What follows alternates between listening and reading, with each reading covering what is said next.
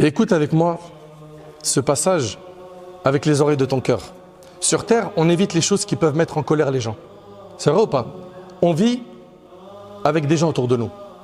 Et chacun d'entre nous fait le nécessaire pour s'éloigner de la colère des gens, pour ne pas s'attirer la colère des gens. Pourquoi? Pour ne pas recevoir de blâme, pour ne pas se créer de problèmes, pour s'acheter la paix. C'est vrai ou c'est pas vrai? Chacun d'entre nous fait le nécessaire pour s'écarter de la colère des humains. Et sur terre, lorsqu'une personne atteint un certain rang social, elle est encore plus respectée que les autres. Et on va faire 1000 calculs avant de parler avec cette personne. Pourquoi? Parce que c'est une personne importante dans la société. On ne peut pas lui parler comme on parle à n'importe qui. Et on va la respecter et faire très attention à sa sensibilité et à s'écarter du fait quoi? De la mettre en colère. Pourquoi? Parce que c'est une personne qui est importante sur terre. Taïb.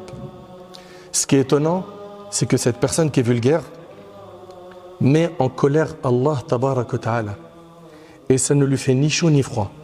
Il a peur de mettre en colère les humains, mais ça lui fait absolument rien de savoir que par sa grossièreté, par sa vulgarité, il met Allah tabaraka wa ta'ala en colère. La preuve, selon Abu Darda radiyallahu anhu, le prophète a dit, le jour de la résurrection, rien n'est plus lourd sur la balance du serviteur croyant que le bon comportement. Allah déteste tout être vulgaire aux propos grossiers.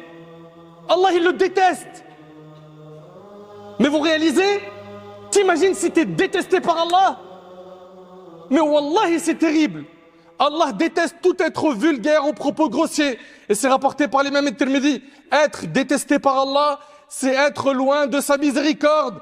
Être détesté par Allah, c'est se priver de sa protection. Être détesté par Allah, c'est s'exposer au châtiment qu'il a réservé aux criminels, aux injustes. Tu vas en faire partie? Allah déteste tout être vulgaire aux propos grossiers. Subhanallah, Allah tabaraka ta'ala, il te voit tout le temps. Il comptabilise tout. Tout ce que tu dis, c'est écrit. Le jour du jugement, on te remettra ton livre. Il y a tout écrit. Ça te fait pas peur, ça?